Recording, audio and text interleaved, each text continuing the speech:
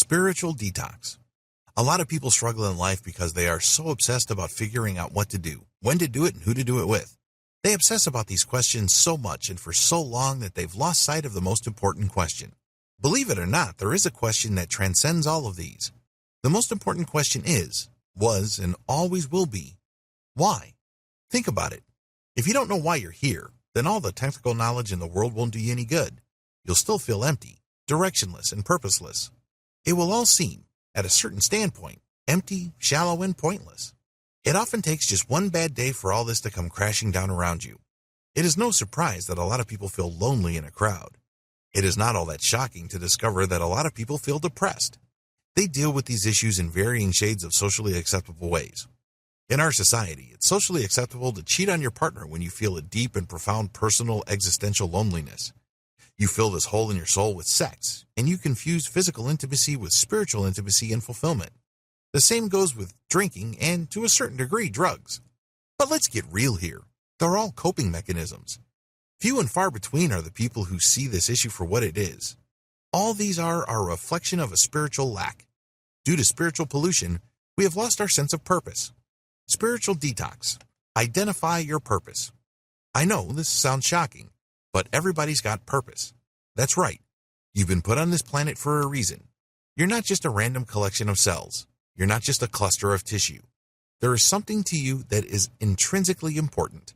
I know you feel small. I know you feel voiceless, powerless, inconsequential. But the truth is you have a purpose. The problem is most people refuse to own up to this. The truth is we all have a sense of purpose. Maybe sex is your sense of purpose. Maybe drugs give you purpose. Maybe making more money is your purpose.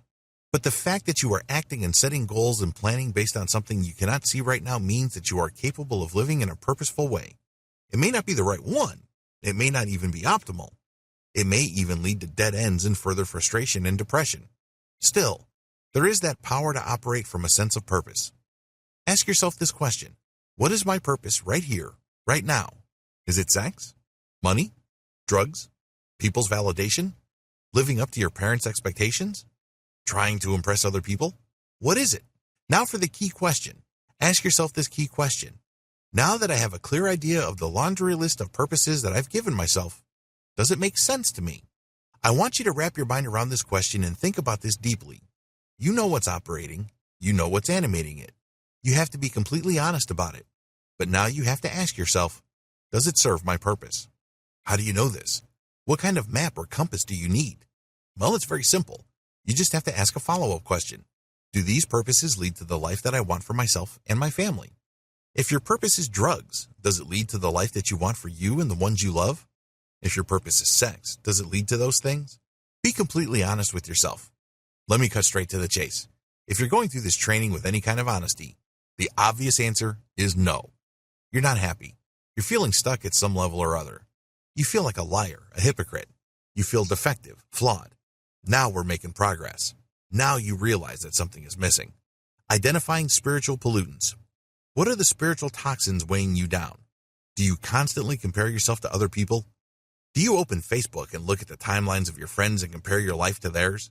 Do you feed your mind with all sorts of junk like celebrity gossip and political drama? Do you check out your Twitter feed with a sense of envy or dread in mind? Do you feel left behind when you look at other people's lives in social media? Do they seem so much richer, prettier, and more alive than you? Does it seem like everybody else has a tremendous amount of freedom while you are feeling stuck, frustrated, and desperate? Do you constantly compare what's missing in your life with other people's brightest and happiest moments? Do you find it hard to listen to people sharing pain in their lives without constantly butting in and sharing how you have suffered too? If any of these questions resonate with you, please understand that they are symptoms of spiritual pollution. You are suffering from them precisely because you feed yourself spiritual poison. Identify your personal list of spiritual toxins. Any kind of detoxification must begin with the toxins you are trying to get out of your system. The same applies to spiritual detox. Here's the problem. I can't help you all that much in this area. Why? Everybody's list of spiritual toxins is different. Some people are driven by sex, power, and prestige. Others are driven by social approval and living up to certain standards set by others around them. Others are driven by fear, pride, stubbornness. There's really no one-size-fits-all solution here, so I'm not even going to try. We're all different people from all different backgrounds with all sorts of different experiences. I can go on and on about the things that separate us. Unfortunately, these areas of separation and distinction play a big role in how our spiritual toxins are stacked and positioned in our lives. What I can suggest to you, however, suggest to you that you reach deep down inside and ask yourself what your spiritual toxins are. Sometimes you have to ask a question in many different ways to get to the truth. If you've ever gone to a police interrogation or you watch detective movies, you would notice that they would ask basically the same question intended to get the same answer in many different ways. They do that for two reasons. First, they know that people are often confused. They mean to say something, but they really can't quite say it in the right way. So they have to chip away at the different ways of phrasing something until they're clear that you actually mean certain things. The other reason is more obvious. They're looking for inconsistencies. In other words, they're looking for lies and deception. You should do the same with yourself. Ask yourself the same essential question, but in many different ways. Here are some suggested questions.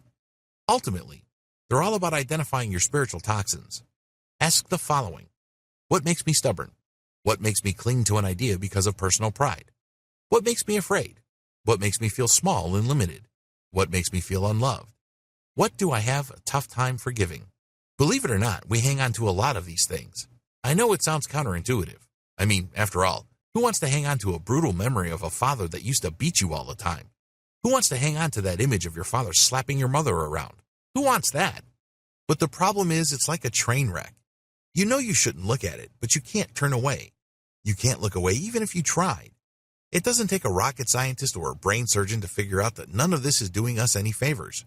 They suck our spiritual life, and instead of living life with a tremendous amount of adventure, possibility, purpose, and curiosity, we retreat to the tried and proven.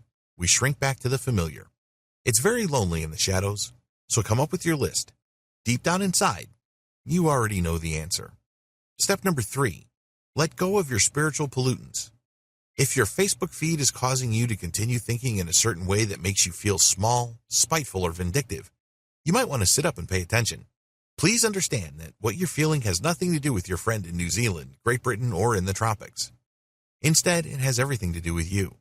Whatever negativity you are feeling comes from you. You are just reading into that stimuli. It could be somebody else. It could be somebody living in Iceland or Greenland, and you will find something to be envious about because it reflects what you feel is missing in your life.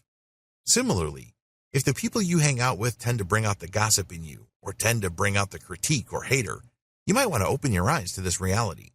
If the kind of books and music you consume always make you wish that you were somebody else, living a better life, doing better things with your time, you might want to think twice. I want you to come up with a long laundry list of the things that you normally do that trigger negative mindsets or things that don't spiritually sit well with you. Step number 4, turn your back on spiritual junk food. I've got some great news. Spiritual detox does not involve cold turkey. If you've ever struggled with trying to quit smoking, you know exactly what I'm talking about. Let's get real here. It would be impossible for most people to quit the first time they tried. I'm not saying that cold turkey doesn't work. It does. It worked for me. But you have to try again and again. When it comes to spiritual junk food or toxins, the better approach is to incrementally or in a step-by-step way pull back from the things that normally trigger you and make you feel small, petty, and resentful. Do you spend a lot of time checking other people's photos on Instagram and imagining yourself living their lives? You might want to cut back on that. Do you spend a lot of time comparing yourself to your friends' travel photos on Facebook or Flickr? You might want to give that a break. Please understand that you shouldn't go through a complete break where you let go of these immediately. I'm telling you, if you try to do that, it's just not going to happen. Instead, gradually realize that you're doing these things. Be aware of what you're doing. You're not making the envy, resentment, and frustration go away. Instead, you're feeding it. And the more you realize that and the clearer everything becomes, you will find the strength to do what you need to do. This is how you feel empowered. The bottom line is you have to realize and say to yourself, when I do these things, it brings out the worst in me. Get your moment of truth. Everybody who's ever gone through a life-changing episode goes through a moment of truth. It is that time when the alcoholic wakes up in a pile of vomit at the bottom of a public toilet. It is that time when a drug addict wakes up in an ambulance on the way to the emergency room. It is that time when an unfaithful girlfriend has a gun drawn to her face by the partner of the guy she's messing with. Everybody's got a moment of truth. Imagine what your moment of truth would be like if you continue to suck up all that spiritual pollution. The good news is that it shouldn't take much imagination. After all, you've gone through this training because you're unhappy. You're going through this training because at some point in your life, you're feeling stuck. Get your sense of urgency. Now that you have blown up the emotional pain, fear, that sense of loss and regret of what you're doing in your life, use these to push you to make the necessary changes. Use them to push you to look at your life differently and the things that you choose to entertain yourself with, the people who you hang out with, the beliefs that you keep playing in the back of your head. Get that push because nobody's going to push you. Everybody will always try to kiss your ass. In this context, friends are the worst. Why? They try to comfort you. That's their instinct. That's what friends are for, right? But the problem is you don't need a friend right now. Instead, you need somebody to tell you the truth and nothing but the truth. You need somebody who would light the fire underneath your feet so you can get moving. Otherwise, it's too easy to just fall for reassurance because, after all, there will be another day. Right? The problem with tomorrow and getting things done tomorrow is that tomorrow never comes.